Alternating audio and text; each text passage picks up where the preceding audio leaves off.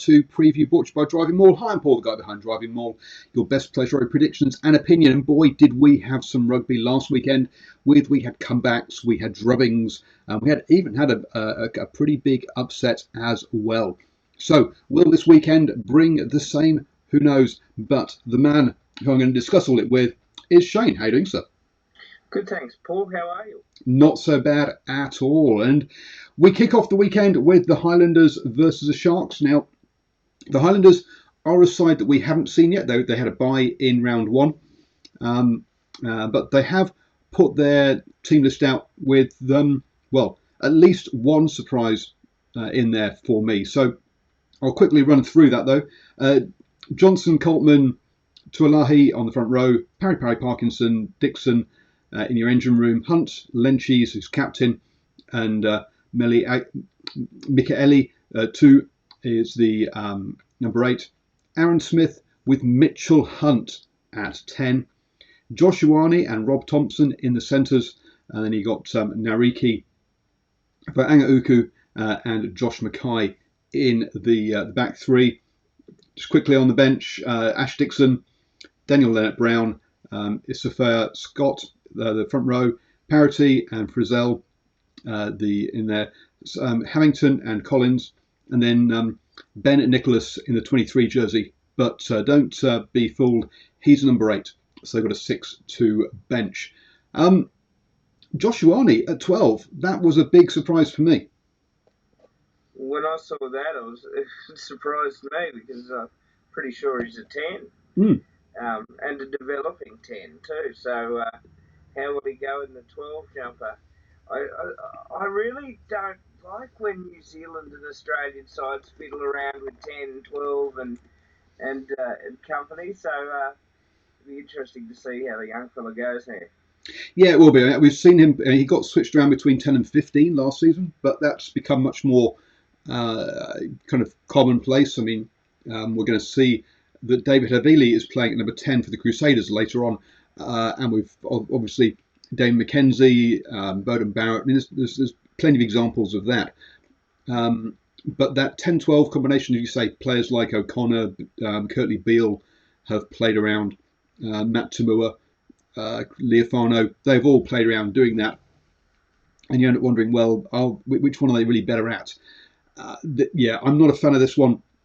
Josh Ioane got picked by the All Blacks as a number 10, clearly an up-and-coming kid.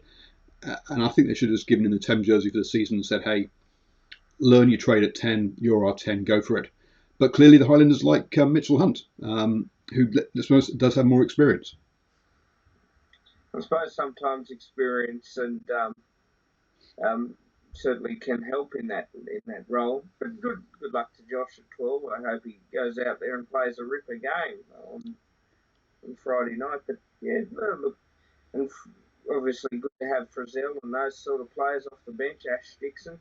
So it's a 6-2 split on that bench for the Highlanders. So they've got some workers there that will come on if the game's tight. Absolutely, and it also means that most of those backs are going to have to play the full 80. So expect Josh to be on for the full 80. Michael Collins, who's the sort of backs reserve, he's much more of a he's a fullback essentially. I guess he could play centre, and Josh Mackay could definitely move on to the wing. But as far as first 5, second 5 replacements, not much there. So. I do like the depth, as you say. Ash Dixon with Liam Coltman on the bench. Liam Coltman starting out is good. Obviously, we know players like Daniel Leonard-Brown, etc. on the bench. So they have got some nice depth in that side of things. I'm surprised to see Nariki playing. To be honest, I thought he was with the Sevens this season, but he had a storming minor 10 Cup campaign with Otago. So if you're looking for a name that perhaps you don't recognise so much, him and Josh Mackay, who was fullback for Canterbury during the minor 10 Cup, those two guys are very, very exciting. So back 3 has got wheels if they can release them. Up against them is the Sharks with which and this is why I'll be honest. This is why I don't really like the idea of Josh playing 12. So you've got Nook, Van Ruin, De Toit, the front row, Van Heerden, Andrews in the engine room, Venter, Paul, Noshi in the back three, Schroeder, Cohen Bosch running things at 12. Andrew Esterhazen, that small little boy. Kenya outside him. Then Mapimpi, Tambuai, and Fassi as the back three. You got Burden, Schumann, Maya, the front row replacements, Reutz, Venter, Namambi, Chamberlain, and Ward on the bench. So perhaps not the depth that we've seen with the Highlanders, but yeah, that's Esterhazen versus Joshuani. That's it's big boy against small boy, really, isn't it? Yeah, but it'll be a chance for the young bloke to prove himself against the big boy. One thing I'll say about these games, particularly Highlanders and Sharks, and the Sharks I've always pointed out, against New Zealand sides, the Sharks actually do really well and are extremely competitive. I only have to think about 4 years ago when they played the Highlanders and took the points. They kicked all penalty goals and only won by one, but I guess the Highlanders having a man in the bin for about 60 minutes helped them as well. But well, we'll just go back to last year. I mean, Crusaders versus Sharks. I think it wasn't that 21-all? The Crusaders scored three converted tries, and the Sharks kicked 7 penalties. Seven penalties. So yeah, no, as you say, the Sharks have definitely got pedigree when it comes to touring New Zealand. Yeah, and they'll grind and they'll grind and they'll grind, and that's one thing I like about the Sharks. There's perhaps sometimes not the flair against the New Zealand sides, as where against other sides they'll show that attacking flair with their backs, but they will. This will be a forwards grind, and whoever can control the forwards the best will win it. Now, for those of you thinking back to last weekend, the Sharks played in Durban against the Bulls. Obviously, picks up that win and kicks the leather off the ball. Both sides did, to be honest. But the conditions there were hot and humid. The conditions down in Dunedin, inside the cake tin, are going to be dry. It's indoors, and much cooler, and definitely not humid. So yeah, the conditions will be very different. Don't expect the Sharks to play in the same manner as they did last weekend. If you kicked that back three of the Hurricanes, you're going to get that ball run back at you a lot. So I think we'll see them play much more in hand. But as you say, one out rugby, bashing it up, and something like you know what's coming, can you stop it? Kind of approach from the Sharks. So what are your thoughts on this one then? You've already said that you think the Sharks are decent on the road. Look, I think it'll come down to a point. I think it'll be the Highlanders by a point. I think the home ground advantage may just favour the New Zealand side. I look to Aaron Smith to really control his forwards. But I think the Sharks are going to really turn up. They're going to grind. They ain't going to give up. That's one special thing about that side. So it's going to be a close one to start off our Friday night and our weekend. Friday night, fight night. I've gone I've gone Highlanders by 3. So again, yeah, narrow. I think it'll be a tight one, and I'm backing the home side. I'm expecting John O'Connor, who is a Sharks fan, is going to come over and watch the game with me. So both of us will be live straight after that game with post-match reaction on YouTube. So click down below on that old subscribe button, hit the bell so you get notifications, and I say we'll be live straight after the game. Backing that one straight up, we're back down in Canberra. Brumbies versus Rebels. I'm assuming that we don't have any issues with bushfires or anything down there, because I mean, obviously the crowd was small last weekend, but I think Canberra was actually on fire last weekend, which was a bit scary when you think that they're playing in the same town. Yeah, it's real sad occasions when we see these fires, and it was 37 degrees in the first half, and even up to about 34, 33 into the second half. It was hot, and I think that there was an agreement to have no water breaks, which is a little surprising given the temperatures.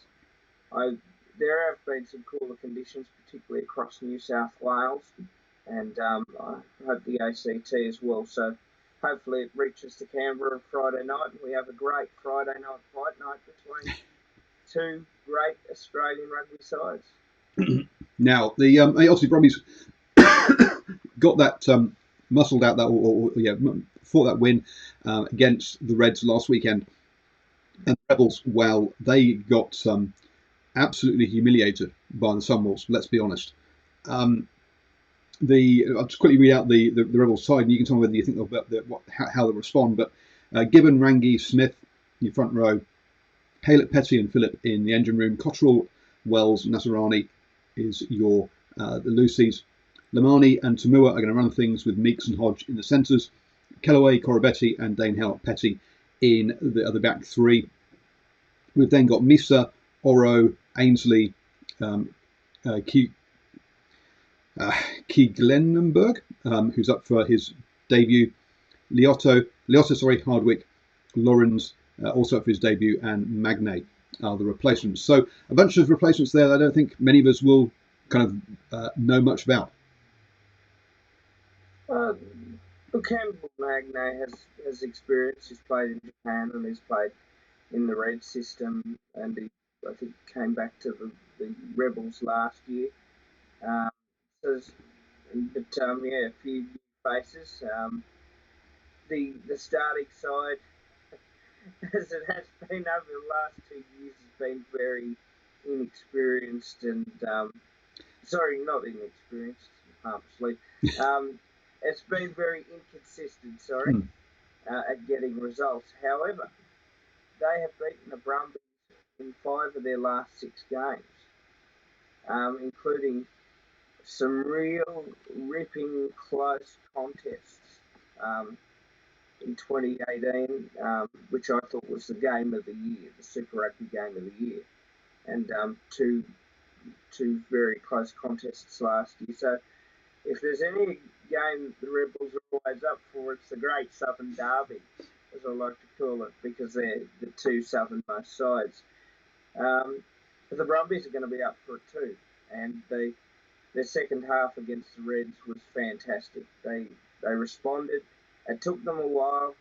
You could see that they got a few young blokes themselves, but there's lots of experience there.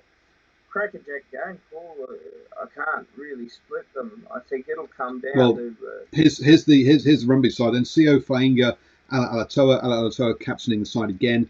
Douglas and Neville in the engine room. Valentini, Cusack, and Samu, your Lucy's. Powell, Loliesio, again that young number 10 is in there. Simone, Kirandrani, with Wright, Kata, the Rugby League converts, and Banks as your back three. McInnery, Lloyd, Slipper, Frost, Miller, Longeran, Guazil, and Muirhead on the bench. So 2 more debutants off that bench. Will Miller, wow! I mean that's there's Miller, Slipper, Muirhead. There's it's a real mixture of youth and old, or inexperience and depth in that bench. Yeah, and one thing with the Brumbies is they can work out what sort of players they can use for certain situations. They always have. That's why they're the team that just gives the shock and horrors to every other Australian side out there, because they know how to compete with what they've got. Obviously, having James Slipper on the bench is very, very useful with his experience and at scrum time. And Will Miller, he'll go from strength to strength. He's got a lot of work rate around the park. And Muirhead is pretty much a part of the furniture now. Yeah, I'm going with home advantage by Brumbies by 3 after they fought that got that narrow win last weekend. Are you going with home side, or do you think the Rebels will bounce back from that loss up in Japan? We're going for the ball over here. I mean, the Rebels have been, I think, very inconsistent, but they always turn up for the Southern Derby, and I'm going to go with them by 2. Oh well, there you go. So a split on that one, guys. On to Saturday, and for me, the game of the round: Chiefs versus the Crusaders. This could be an absolute cracker of a game, and the a bit of a mixture for around. Well, actually, no, not for the Chiefs. The Chiefs. Let's this lineup: Ross. Takilehu, it's only there. Takilehu scored a couple of tries last weekend. Molly is your front row. Aldrin and Brown in the engine room. Boshier, Karpik, and Kane. So 3 sevens again selected. Triple T gets a start this weekend with Cruden, Anton Leonard Brown, Quintapaya, then Alamalo, Sean Wainui, and the player we've all been waiting for, Damien McKenzie at fullback. On the bench now, Bradley Slater, Ross Glenderhuis, who's in for his derby or in for his debut for the Chiefs, but I think this is his 6th or 7th Super Rugby team that he's played for, so he's got experience. Norris, Arcoy, Swakalua, Weber, Trask, and Nankiville on the bench there. So yeah, some inexperienced people on bench there. And some new players to the or one new player to the Chiefs. But I mean, we're all going to be talking about the fact that Damien McKenzie's back, aren't we? Yeah, and the excitement factor he can bring to games if he's playing with the right instructions, and just look out for that broken play. If he's anywhere near that, he can make a half break and put someone away with a beautiful pass. Yeah. I really enjoy watching McKenzie play when he's on song. That is a very, very exciting back line with a very mobile pack. And Cruden particularly can work with that. And Cruden, yeah, showed he had a very good week. Second, he came on at half time against the Blues and had a really good game. So yes, he's shown that he's not just here to fill time. He played some wonderful rugby last weekend. I must admit. The team that's going to try and contain them: Moody, Taylor, Jaeger, Scott Barrett captaining with Dunshay in the engine room. Sanders, Christie, Douglas is the Lucy's. Mitchell Drummond gets the nod at 9 with David Havili at number 10. Goodhue and Braden Enor with Bridge, Reese, Will Jordan as your back 3. Oh my word. Makaleo, Bauer, Alasoa on the bench with Romano and Grace filling out those forward positions. Bryn Hall, Brett Cameron, and Lester Faiana Uku. Missing, obviously, Richie Mwanga, who's out injured.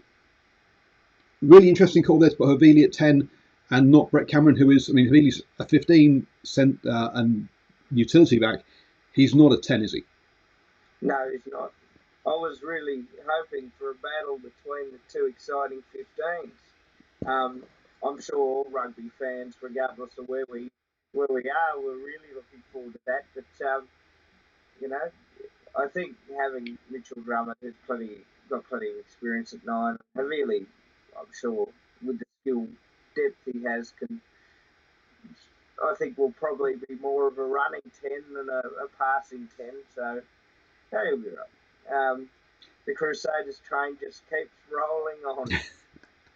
It does, and we'll look. Bridge and Reese. I mean, the starting All Black wingers at the moment. Jack Goodhue, obviously, Braden Orby picked for the All Blacks. I mean, it's the internationals in there. Perhaps less experience amongst the Lucies, but perhaps a bit more balance than the back row that we've seen from the Chiefs. And Will Jordan is a name you are going to know. If you don't already know who he is, he's a guy who is going to be. You're going to know who he is. He got a couple of games last year with the Crusaders, and yeah, he's picked up a try at the weekend or last weekend as well. So look, even with Will Jordan there, he's also an exciting fullback. As I say, if there's a game you're going to watch this weekend, this is the one. Now, I'm not sure if I've gone heart over head here by putting the Chiefs by 3, because I just don't want this to be a cakewalk for the Crusaders of a season. But so have I gone heart over head there, or do you think the home side's got a chance? No, they have every chance, and I think with Warren Gatland coaching them, they're going to gain that experience the bloke that's had 12 years with an international system, and that can only be good for the All Blacks that play for the Chiefs as well as the young blokes coming through, because they're going to have no fear. Now, I'll go with the Crusaders by 5, but I think it's going to be a really good derby. I think the Crusaders train will keep rolling on, but I've got to say, what a great way to start your Saturday afternoon, late afternoon in Australia, and Saturday night in New Zealand. Yep, I'll be live straight after this game with post-match reaction as well. So again, hit that subscribe down below to the channel and hit that bell so you get notified when I go live. So far, we've gone through 3 games and we've only agreed on one of them. Well, what I can tell you is this is going to be an exciting round of Super Rugby. It's a good weekend. We follow that up with Tars versus the Blues. I'm going to sit down, or I've scheduled a call with a Wallaby tomorrow to talk about the Waratahs squad and how they're going to be going this season, because they've got some exciting young players in there. So if you want to be able to watch that, I'll be publishing that probably sometime tomorrow. Then please head over to DrivingMaul.com and become a supporter of the channel. It's only $1 a month, or as much as you feel like giving, but you get access to all of the all the supporter exclusive content that way, and I say you'll get that. So I'm discussing that with a Wallaby tomorrow, and I'll be honest, this side that Penny's put together has got some real exciting young players in. I'll quickly run through it for you before we talk about it though. Robertson, Abel, Johnson, Holmes, Stanley Forth and Rob Simmons, who's captaining in the engine room. Swinton, Hooper, Dempsey, your back 3. Jake Gordon, Will Harrison with Hunt and Fichetti in the centres. And then Newsom, Noah Quintanawis and Curtly Beale are your back 3. Off the bench, you've got Fitzpatrick, Bell and Faulkner for the front row. McKinley, Holloway, Maroa, Short and Jack Maddox. Those 2 guys, well, two that jumped out at me last week. It's great to see Will Harrison get another go at 10. I thought he had a decent game. He didn't set the world on fire, but he's a solid number 10, isn't he? Yeah, young bloke, and that's a good thing. He's getting another go, and he's getting every chance to prove himself. I thought the Waratahs' second half was actually better than the Crusaders' second half last week. It was a 19-all draw in the second half. Their first half, well, but there's potential there, Paul, as you say, and I've got to say, some of the attacking, it was really good to see Beale run the ball out of fullback, no fear or anything. He just was. He had a few line breaks and some good running yards, and I think the backs played well in attack last week. And Beale, you say, made those line breaks, got across the game line, got into good positions, and then took the wrong decision. Too many passes went to the player who was covered rather than to the players who were free. He wasn't looking both ways. It was just so frustrating to see. Well, him and Michael Hooper, the two senior leaders in this team. Okay, they're not down as captain, but let's be honest, they're the 2 senior leaders in this team. And Curtly Beale is making those wrong options. Really impressed with Hunt. I thought he was really solid. Provided that reassurance outside of a rookie 10. Really liked his work, but for all the game breaking ability Curtly Beale has, if he's going to make the wrong decisions, then get Jack Maddox on. Well, I think the one thing here that I look at, Paul, is that the Waratahs still made some of the typical mistakes. Second, third phase play, and then ball goes down. The ball goes into touch, or they give away a not releasing penalty. That's not just a Waratahs rugby. That's Australian rugby. So they got. I hope Rob Penny really works on it, but I hope he doesn't play Canterbury rugby either, Hmm. because Australian rugby does not like playing that form of rugby. Yep. It just won't As work. great Yeah, as it is, it it's just doesn't work. you've got to play to the cattle you've got, and the cattle he's got is yeah, it plays a different style. Now the good thing for, I mean, some of their first up tackling wasn't particularly great last weekend. The good thing for them is that up against the Blues, they're not going to have a team keeping the ball alive in the way the Crusaders did. Let's be blunt. And so they're going to have a much easier time. And this Blues It's a side, similar side. It's a similar way they play too, the Blues. well, okay, but hang on.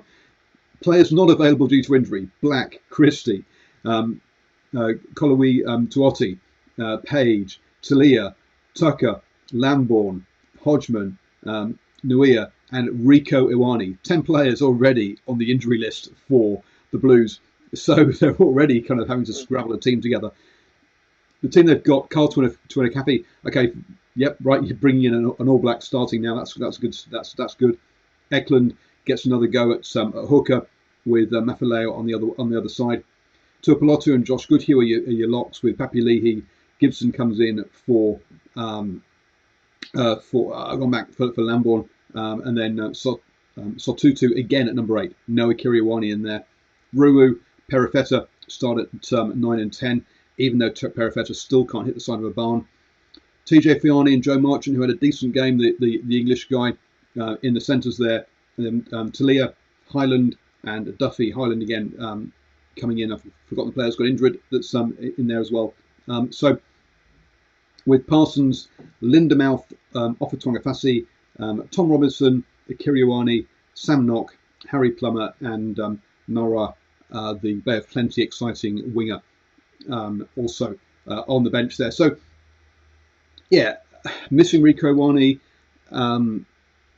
missing losing players to injury, but a fairly steady side or consistent selection, which is good for the Blues. Yeah, and look, there were some real positives in that first half. They just went to sleep in the second half. And I hate seeing this from the Blues blowing leads.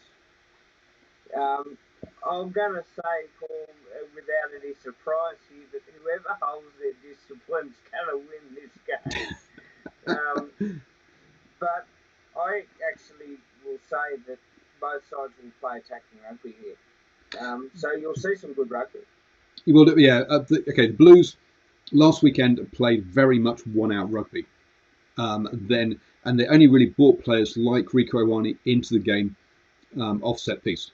To be honest, there was a lot of just going around the corner, and just using the energy of these forwards over and over again. Now that works in the first half.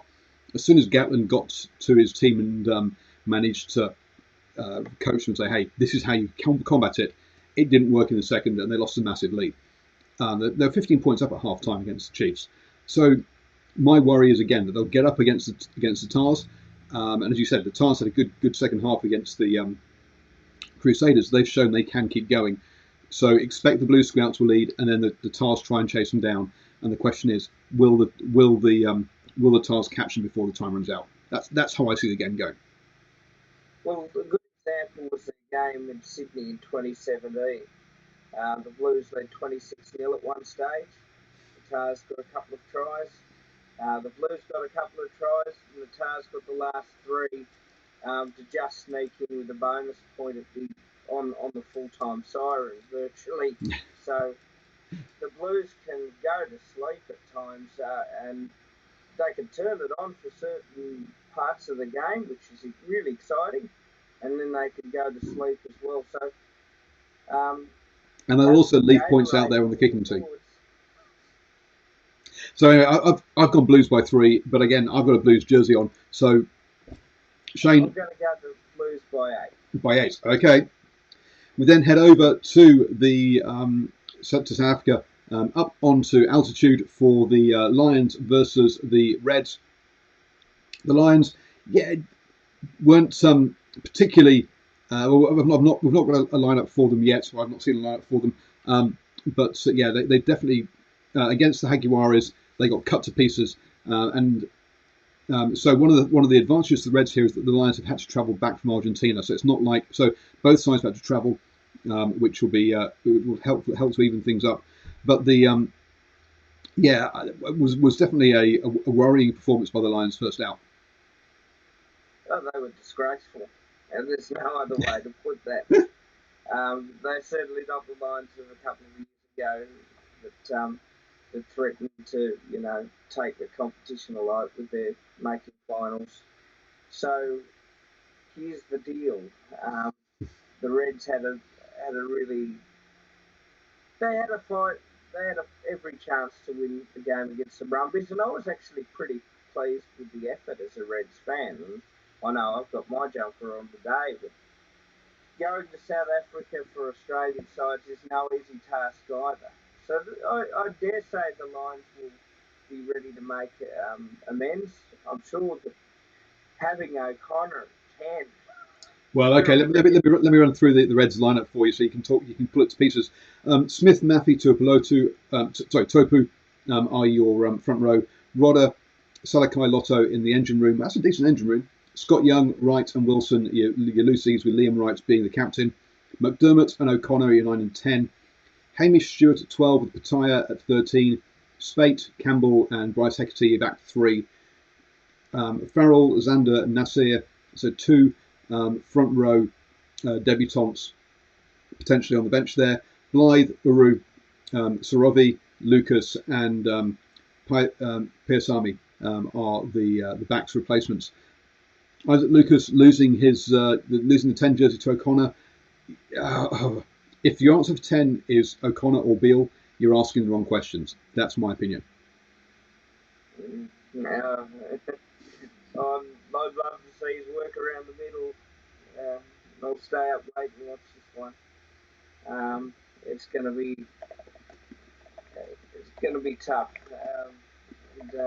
I dare say Youngsters is the Lions 10, so he's coming up against some formidable opponents. Mm-hmm. Whoever dominates the middle of the field is going to win this game. I still think it's going to be a close one.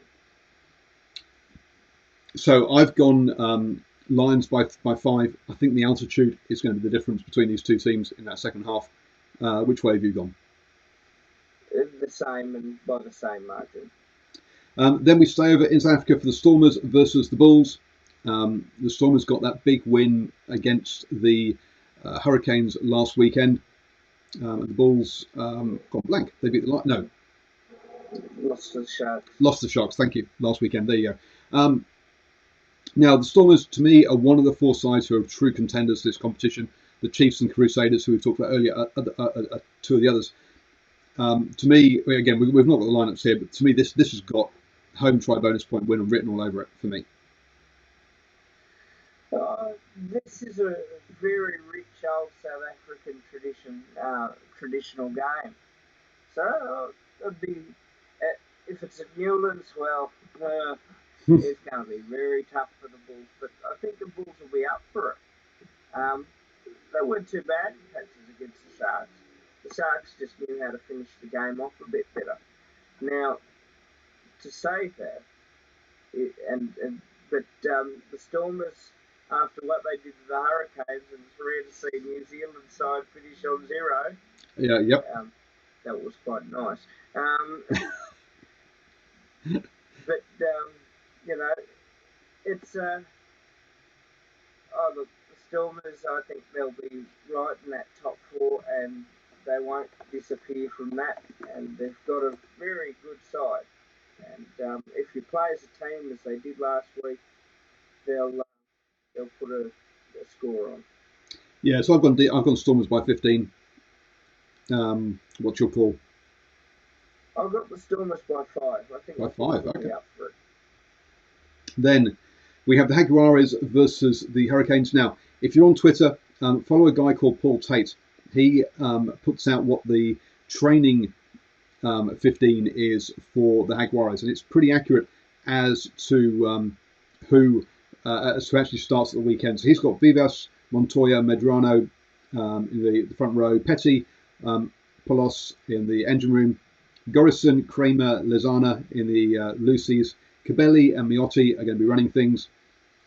Choco Barres at 12, who will be a debutant with Moroni, at 13, and boy did he have a good game last weekend. And then Buffelli, Cancelleri, and Carreras as the back three. The Hag Juarez are that fourth team that I think are a real contender for Super Rugby this year, and up against the Hurricanes side that, well, actually we do have the Hurricanes side. Actually, let me just read that out then.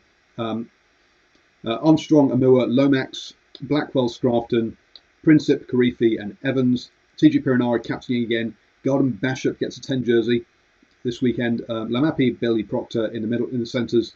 Lamb, Huson, and Jordy Barrett for back three.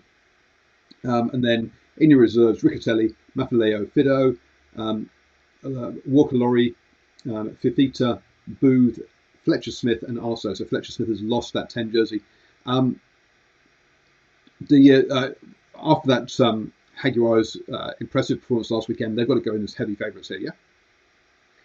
Yeah, and going to Argentina, they don't care whether you're from New Zealand, South Africa, Japan, or Australia in this Super Rugby comp. They are probably just as lethal as the Stormers at home, if not more. Probably more. Going to Argentina is not easy. And after that absolutely pathetic performance by the Hurricanes last weekend, and you've got to say, it was pathetic. And there's got to be, I'd question for some of these players from the Hurricanes, do you want to be there? Do you want to be playing rugby? It was woeful, and I think they'll put in a better performance this week. They couldn't get much worse, to be fair. No, they couldn't do much worse. But and they're a good side. And the Hurricanes usually, when they have big losses, like they did in Canberra 4 years ago in round one, like they did against the Stormers this year, they'll bounce back. And also, I can remember them losing to the Bulls quite convincingly in an opening round as well in South Africa. And that was coached by John Mitchell. But, so, look, I think if they can match it, Garden Bashop, I thought he's got to really do something. Did you mention Jordy Barrett was in that lineup? Yeah, Jordy's at 10. 15. Sorry, yeah. He was over. He has that good, bad cycle. He's got to be on song as well, and really, him and Perinara have got to show the leadership in the backs this time round. A broken play, they've got to dominate that, or the Argentinians will just slaughter you. Yeah, Karifi, Princip, and Evans have got a big job in their hands this weekend. Even though we've seen the Hurricanes bounce back from some big losses, to take on two of the top four teams in this competition, the opening 2 weekends on the road, is a real tough ask. I think they're going to come home with 2 losses. One of my problems is, I think especially at 10, where you've got 2 young 10s, I think you need to basically choose who it's going to be and say you own the jersey and put real faith in them. By switching it round like this, a bit like the Reds have done as well with Isaac Luke Hammond. What's my fault? Blank the guy's name now. With Isaac Lucas. That's right. I think the Reds and I think the Hurricanes made a bad choice this weekend. I think they should choose whoever their 10 is and stick with them and show faith in them. I think by switching it round, you're just making those players not trust themselves, not believe in themselves, and make them just play even worse and more nervous going forward. So I think it's the wrong choice by the Hurricanes. I think it's the right choice by the Hag Juarez to stick with that new guy Miotti. Obviously, the other player, I've forgotten who it was now, who got injured early on last weekend. But yeah, Hag Juarez by 7 for me in this one. I'm going to say that they're going to win by 3. Ooh. But I expect a marked import. I usually have seen, and usually from experience, the Hurricanes will put in a better performance in the second round, and they'll get better as the year goes by. So by three, but good.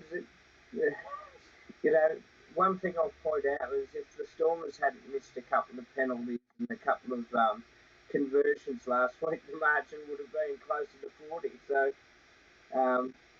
they're lucky it was only 27. Yeah. So Shane and I will be live straight after this game, Hag Juarez versus the Hurricanes, with post-match reaction. So again, hit that subscribe, hit that notification bell so you don't miss that post-match reaction to that game as well. Really looking forward to this weekend's action. Shane, thank you very much for joining me yet again and giving us your insights. Everybody, also don't forget, folks, predictions to Super Rugby, Six Nations, and also Major League Rugby, which is kicking off this weekend. If you want to watch any of that, it's all free on Facebook for people if you're not in the States. So predictions for all of that's over on DrivingMaul.com. So go and check that all out. Thank you everyone who's joined us in the chat. It's been really great typing away and chatting with you guys as well.